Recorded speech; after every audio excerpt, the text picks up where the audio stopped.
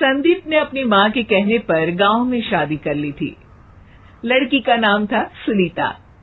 माँ का कहना था एकदम मॉडर्न बहू नहीं होनी चाहिए, लेकिन उन्हें नहीं पता था कि गांव से आने वाली बहू सुंदर सुशील तो होगी और उसको गांव से बाहर भी निकाल लाएंगे, लेकिन उसके अंदर का गांव कैसे बाहर निकलेगा। शादी के कुछ दिन बाद, माँ टिफिन तो देना जरा। बेटा अब तो स्कूल नहीं ऑफिस जाता है, माँ से नहीं अपनी बीवी से टिफिन मांगा कर। ओके माँ। सुनीता टिफिन ले आओ। जी लो टिफिन, इसके अंदर पिस्ता डाल दिया है। पिस्ता? पिस्ता क्यों? सास जी ने बोला था ना कि आपको पिस्ता बहुत पसंद है। ओहो, मैंने पिस्ता नहीं पास्ता बोला था, पास्ता। पास्ता? कहीं होता है पास्ता?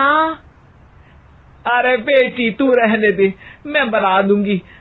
अच्छा किया कि पाव भाजी बनाने का नहीं बोला, वरना किसी के पाव बना देती है। सुनीता को बुरा लगता है, लेकिन उसकी नादान हरकतें कम नहीं होती। ऐसे ही एक दिन, अरे तुमने ये क्या लगाया है? अरे आप वो फूस फूस करके लगाते हैं ना, वही।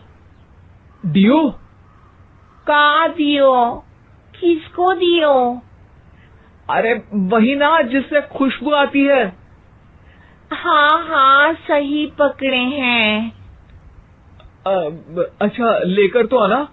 कौन सा डियो लगाया तुमने? अभी लेकर आते हैं जी। संदीप की बात मानकर सुनीता अंदर से खुशबू वाला फुसफुस लेकर आती है। ओएमजी! ओएमजी मतलब ओ माय गणेश ना। अरे ओएमजी छोड़ो, ये खुशबू वाला फुसफुस की बात कर रही थी तुम? हाँ इसी की, फिर से सही पकड़े हैं। अरे देवी, लेकिन आप सही नहीं पकड़े हैं, ये डियो नहीं है। डियो नहीं है तो क्या लियो है? अरे ये रूम फ्रेशनर है, जिसको कमरे में छिड़कते हैं, खुद पर नहीं। कोई बात नहीं, माँ कहती थी आत्मा किराएदार है, शरीर एक किराए का कर्म। हम शरीर पे ये डाल लिए तो क्या फर्क पड़ जाएगा। अरे बहू, ओ बहू, मेरे लिए फल तो लिया, फिर मैं बाजार जाऊंगी। सुनीता अपनी सास के लिए फल लेकर आती है। अरे बेटा, पपीता, तरबूज और सेब फल ऐसे कैसे खा लूं? काट कर तो लिया। माँ जी, मेरे गांव में तो खेत से उठा के सीधा खा लेते हैं। अरे ये तेरा गांव नहीं है ना। अरे संदीप, तू ही कुछ समझा देना इसको बेटा। मैं कैसे समझाऊं माँ, ये तो माइक्रोवेव को भी भट्टी बोलती है। कल मैंने बोला हाय कैसी हो, तो बोलती है किसी को हाय नहीं लगानी चाहिए। अरे सुनीता, तेरा क्या होगा? अभी तो कैसे बताऊं माँ जी, अभी हम कुछ करेंगे फिर पता चलेगा क्या होगा, लड़का या लड़की। हे भगवान, कहाँ से आ गई है? रामपुर से जी, आप ही तो लेकर आए थे मुझे। अरे मुझे माफ कर दो। पहले कोई गलती तो करिए जी, आपकी तो सारी गलती माफ कर देंगे हम। हाँ अरे बहू, मेरी बात सुन। फल यानी कि फ्रूट जब भी लाए ना तो काट कर लाना, ठीक है? जी ठीक है माँ जी, फल यानी फ्रूट यानी काट के लाऊंगी। सुनीता रोज ही कोई ऐसी हरकत कर देती जिसकी वजह से उसे घर में 2 बातें सुननी पड़ती। एक दिन, माँ, मेरे बॉस घर पर आने वाले हैं शाम को। उनका बर्थडे है, फैमिली साथ नहीं रहती उनके, तो यही पार्टी कर लेंगे। उनको अच्छा लगा तो शायद मेरा प्रमोशन भी हो जाएगा। मैं ना फ्रूट केक लाकर फ्रिज में रख दूंगी और तेरे साथ आज खाना मैं बनाऊंगी, ताकि जब साहब आए तो खाने में कोई गड़बड़ ना हो। शाम को जब सारी तैयारियां हो जाती है, संदीप के साथ बड़े साहब भी घर आते हैं।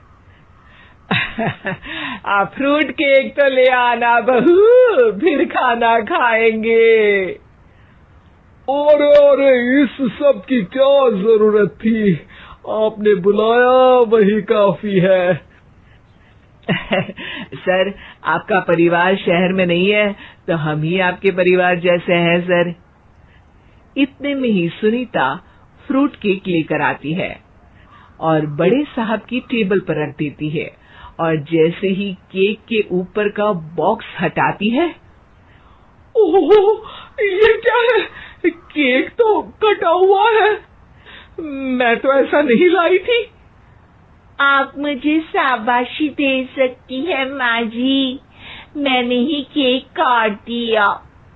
आपने कहा था ना, फल यानी फ्रूट यानी हमेशा काट के लाना, तो फ्रूट केक भी तो फ्रूट ही है ना, तो मैंने पहले ही काट लिया। होना मैं समझदार। अरे बहू, ये क्या किया? केक हमेशा वही काटता है जिसका जन्मदिन होता है। तुझे एक बात भी समझ नहीं आती, एक नंबर की बेवकूफ है। पूरा माहौल बिगड़ चुका था। संदीप को लगने लगा था कि साहब उसे प्रमोशन तो दूर की बात है, कहीं डिमोशन ना दे दे, लेकिन साहब बीच में ही बोल पड़ते हैं।